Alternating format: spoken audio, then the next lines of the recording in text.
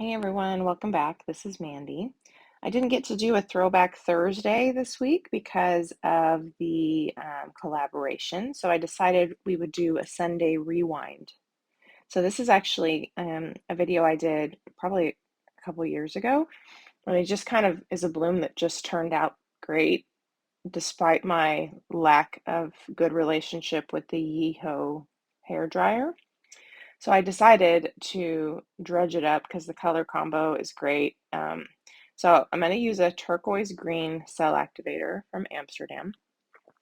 Um, at this particular time, I had recently done a live where I used a turquoise green cell activator, and I was like, why don't I do this more? So anyway, I just kind of grabbed some paints that I needed to use. This is a little 8-inch square canvas. I wanted to practice using the Yeeho, so that's kind of how this started. So as you can see, I am looking at the bottom of some paint. If you follow my channel, you know that I'm always trying to use up paint. And apparently I've always been like, this is like 2 years ago. Anyway, this is Greek Isles from Colourarte. This is one of the glitz colors. So this is going to have a little bit more opacity than a typical primary elements color. So what I'm doing here is I'm just thinning it out with some Joe Sonia so I can use it and go ahead and use it up. I'm going to do the same thing with some Sweet Tart, which is also a primary element from the Glitz collection. So you can tell I'm kind of practicing and using up paint at the same time. But this bloom just turns out stunning. It's part of it's the combination of the colors, but a great deal of it is that turquoise green cell activator just adds this like pop of color that it just blends really well with the other colors. So I don't think I could duplicate this if I tried. Um, and my Yeeho has probably been in the closet since I did this bloom or somewhere around that time. So this color here is Chantilly lace. I've already added Greek Isles and Sweet Tart, which I was kind of using up some paint. Chantilly lace is a prism pour color from Colourarte. It's kind of a little bit of a creamy white, but it's like diamond looking. It's beautiful. Um, Next up, I'm going to use Laguna Azul, which is another glitz color, probably one of my favorite ones from Colourarte. As you can tell, it needs a little Joe Sonia love. So I'm going to add a little Joe Sonia. I actually think what I'm adding there is Joe Sonia and water because I saw the label on the top of my Joe Sonia bottle. Sometimes I take my empty Joe Sonia bottles and I add about 75% Joe Sonia and 25% water, which is a tip I learned from Shelly, so that I can thin out paint that needs a little bit more than just varnish. And I kind of, you use the residue of what's in the bottle and then you have it handy, you know what I mean? So that's what it looks like I was doing with that. So don't forget, you can save 20% on anything from the Colourarte website using Mandy1120. The discount code and everything is in the description box. I'm also going to use Australian Floetrol in my Cell Activator, and I have a discount code for Pixel Paint Designs. This color is Juicy Pear, by the way, from Colourarte. So Pixel Paint Designs offers my viewers 10% off for Australian Floetrol, and her prices are so reasonable, and she ships from the United States. So that applies to anything on her website too, boom gels, paint, whatever. So don't forget to check the description box below so that you don't miss out. I have, KS resin, all that stuff. Any of my regular paints that are not Colourarte, for the most part, I buy them from Blick, and I have a link for Blick's website as well. This is Falling Star. So I originally called this bloom the Falling Star bloom because this color becomes the most prominent in the bloom, and I used a lot of it. That's probably why. And so it's a beautiful, beautiful blue. And that Juicy Pear has, what's unique about that green that I like so much is it has a little bit of a blue shift. Like it has almost like some interference blue look to it. So it goes so nicely with something where you've already got blue in it. It's a really cool color. So this is Sweet Tooth. Pretty much all of the pigments I use in this one are from the Glitz primary elements collection. So they're semi-opaque. And you can tell because there's hardly any regular tube paint in this bloom, and the color saturation is on point. So next up, I am going to use 2 regular paints. I'm going to use Indigo from Matisse. And I'm going to use a little bit of Carbon Black from Golden because I want, right underneath that Cell Activator, I want just enough black to outline my cells when I blow it out. That's the whole purpose of adding it under the Cell Activator.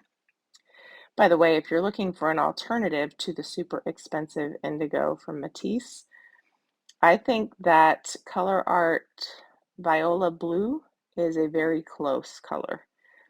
And it's a vivid, intense color, so it's a fluid acrylic. So, you know, and Dantrine Blue is also a pretty similar color to Indigo. Indigo is a gorgeous color, but it is expensive. But oh, I do love my Matisse paints, you know. You Australians have some really wonderful paint over there. Doesn't keep us from buying it over here, you know. All right, so as you can see, we have bukus of bubbles. So now we're going to use the Cell Activator. So this is Amsterdam turquoise green mixed with Australian Floetrol that I'm going to use. I'm not great about measuring, but typically with Amsterdam paint, about 3 parts Australian Floetrol to 1 part paint is a good baseline for your Cell Activator. Obviously, you have to go by consistency and how it performs, but a good Cell Activator is going to have a little halo around it when you put it over the color, and it'll probably have the consistency of like heavy whipping cream. And it does this thing where if you scrape the sides of your little plastic cup, it pulls away like cream would. So it's hard to describe if I can't show you, but you can see the halo right now on the camera. Also, sorry about my messy puppy pool. I used to film in my puppy pool all the time. Now I don't really use it. I just like guard my spinner with my body when I spin, which is probably a little precarious. But anyway, so here's the Yeehaw. We have a difficult relationship. So it seems like the trick with this is get close enough to the center so that you're not moving all the other paint around, because the Yeehaw is pretty forceful. So it's like you want to be close enough where you can move the center out, but you can't be too close because you'll blow all the way down. So you can see the center, it has nice coverage. But if I am not careful how I move the rest, it goes right into the pillow. So you kind of have to practice getting right down in there to get the Cell Activator moving, and then maybe lifting up a little bit to take away some of the pressure so that you're not blowing through like your petals too badly. But you can see, look at the center. I mean, you can see why I did the black, right? We have this really nice cell formation. And what I like about the Yeehaw is you get a ton of little cells in the middle. You don't get some of that like varying cell structure like you would if you blew it out yourself, or even if you used a hair dryer, where it's a little bit different because it's a little bit more organic.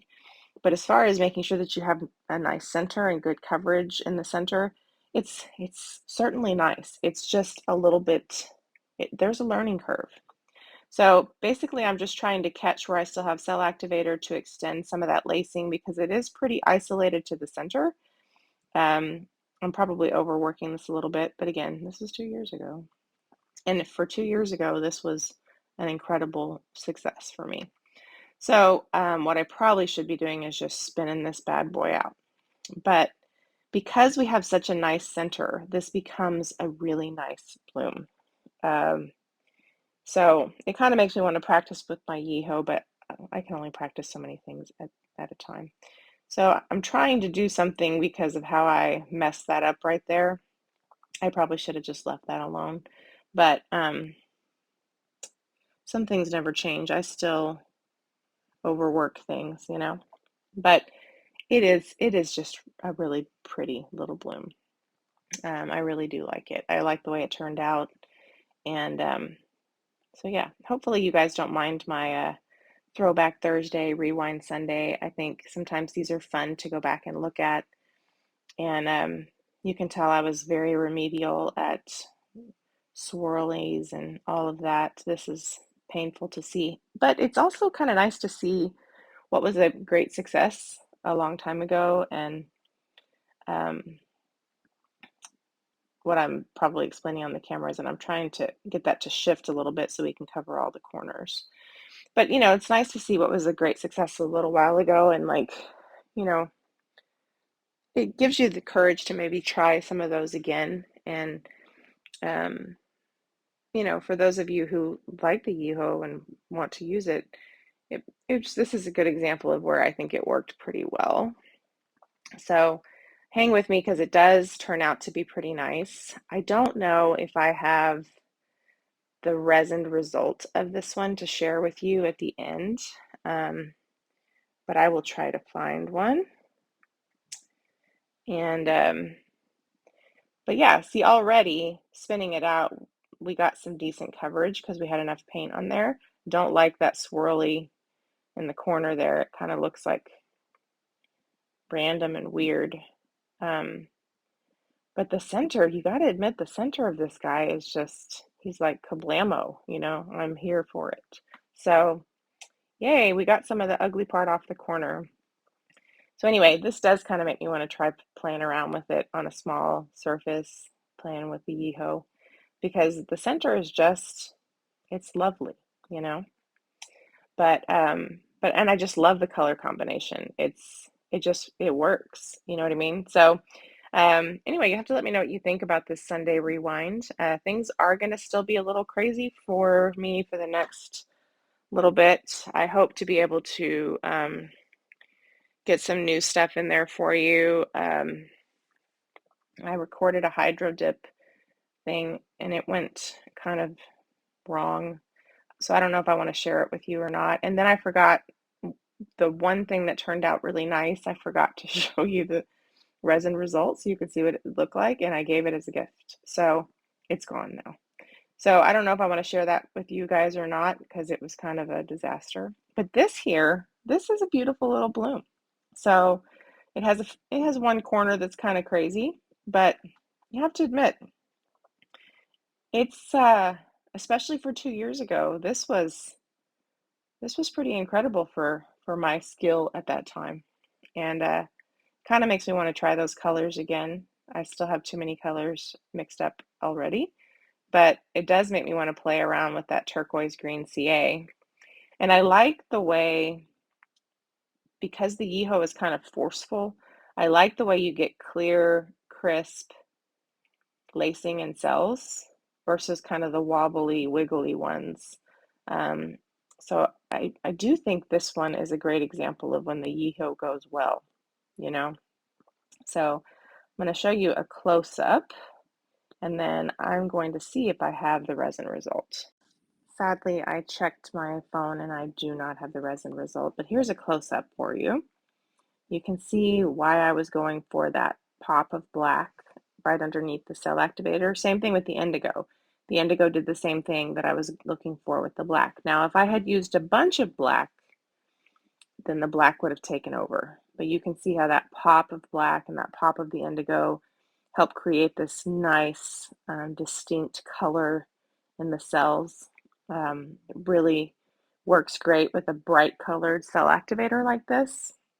So it really makes me want to play around with this a little bit more.